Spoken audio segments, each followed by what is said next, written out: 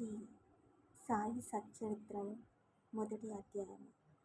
పూర్వ సంప్రదాయానుసారము హేమత్ పండు శ్రీ సాయి సచ్చరిత్ర గ్రంథమును గురుదేవతా స్తుతితో ప్రారంభించుచున్నారు.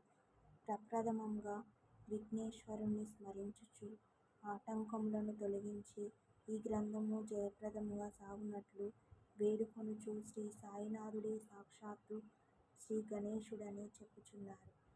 పిమ్మట శ్రీ సరస్వతీదేవిని స్మరించి యామె తనని గ్రంథరచనకు పురికొల్పినందులకు నమస్కరించుచు శ్రీ సాయియే సరస్వతీ స్వరూపులై తమ కథను తామే గానము చేయుచున్నారనియు చెప్పుచున్నారు. తదుపరి సృష్టి స్థితి లయ కారకులగు బ్రహ్మ విష్ణు మహేశ్వరులను ప్రార్థించి శ్రీ సాయియే త్రిమూర్తాత్మక స్వరూపులనియు సమర్థ